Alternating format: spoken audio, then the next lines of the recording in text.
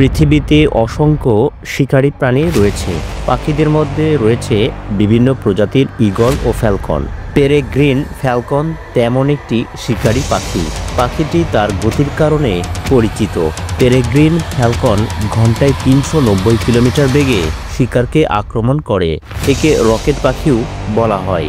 এর গতি এতটাই বেশি যে চোখের পলকে শিকারকে আক্রমণ করতে পারে। অ্যান্টার্কটিকা ছাড়া পৃথিবীর সব মহাদেশেই দেখা যায় পেরেগ্রিন পাখির। এরা সাধারণত উপকূলে এবং জনবিরল নদীর তীরে অবস্থান করে। এটি পৃথিবীর বুকে সবচেয়ে দ্রুততম প্রাণী। স্থলজ পরিবেশে দ্রুতগামী প্রাণী চিতা ঘন্টায় ১১২ কিলোমিটার বেগে চলে। পেরেগ্রিন পাখি চিতার চেয়ে ৪ গুণ বেশি গতিতে চলে।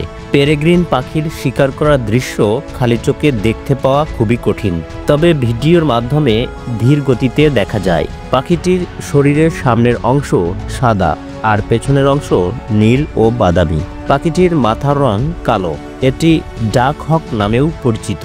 এর বিশেষ দিক হলো পুরুষ পেরেগ্রিন ফ্যালকন আকারে স্ত্রীর চেয়ে ছোট। এই পাখিটি ১৩ থেকে ২৩ ইঞ্চি লম্বা হতে পারে। ডানা ২৯ থেকে ৪৭ ইঞ্চি লম্বা। একটি স্ত্রী পেরেগ্রিন ফ্যালকনের ওজন ১.৫ কেজি হয়। পুরুষের ওজন হয় ১ কেজি। এই প্রজাতির পাখি পৃথিবীর শীতলতম স্থানে বেশি পাওয়া যায়, কিন্তু পাখিটি সর্বত্র বেঁচে থাকতে পারে। পেরেগ্রিন সমান্তরালভাবে উড়ে শিকার করতে পারে না। উপর থেকে ডাইভের সময় পাখিটি নিজ শরীরকে তীরের ফলার মতো বানিয়ে ফেলে, ফলে স্বাভাবিকের চেয়ে অনেক বেশি গতিবেগ নিয়ে খাবার শিকার করে। প্রচণ্ড উচ্চতায় সর্বোচ্চ গতিতে উড়ে যাওয়ার সময় এদের নাকের মধ্য দিয়ে যে গতিতে বাতাস প্রবেশ করে সেটা এদের ফুসফুস ব্লাস্ট করে দিতে পারে। কিন্তু তাদের নাকের ঠিক ভেতরি ভাগে হাড়ের একটা ট্যাপ দেওয়া রয়েছে, যে ট্যাপের সাহায্যে বাতাসের তীব্র গতিকে নিয়ন্ত্রণের মাধ্যমে নিজেদের ফুসফুস তথা জীবন রক্ষা হয়। ঠিক এই টেকনোলজি ব্যবহার করা হয়ে থাকে বিমানের ইঞ্জিনের ক্ষেত্রে। বাতাসের তীব্র প্রেসার হতে বিমানের ইঞ্জিনকে সুরক্ষিত রাখতে পেরেগ্রিন ফ্যালকন টেকনোলজি ব্যবহার করা হয়ে থাকে। পৃথিবীর প্রায় সব দেশেই এই পাখির খেলা দেখানো হয়। আরব শেখদের কাছে ফ্যালকনের কদর সবচেয়ে বেশি। ফ্যালকন দিয়ে তারা রাজকীয় শিকারে বের হয় প্রতি মৌসুমেই।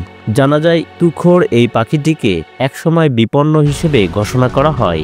১৯ শতকে উত্তর আমেরিকায় ফসলের জমিতে ব্যবহার শুরু হয় এক ধরনের কীটনাশক DDT।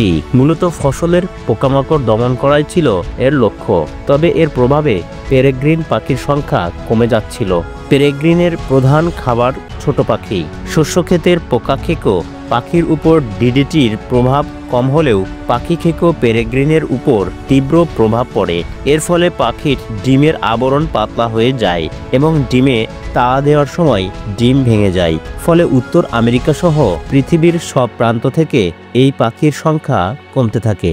বিজ্ঞানীরা পাখিটিকে সংরক্ষণের চেষ্টা শুরু করেন। পেরেগ্রিন ফান্ড নামের একটি সংগঠন গঠিত হয় ১৯৭০ সালে। যুক্তরাষ্ট্র সরকার পাখিটির গুরুত্ব বিবেচনায় ১৯৭২ সালে DDT নিষিদ্ধ করে। সংগঠনটির সহায়তায় পৃথিবীতে ছাড়া হয় প্রায় ৪,০০০ পাখি। আস্তে আস্তে বাড়তে শুরু করে পেরেগ্রিন নামের এই পাখিটি।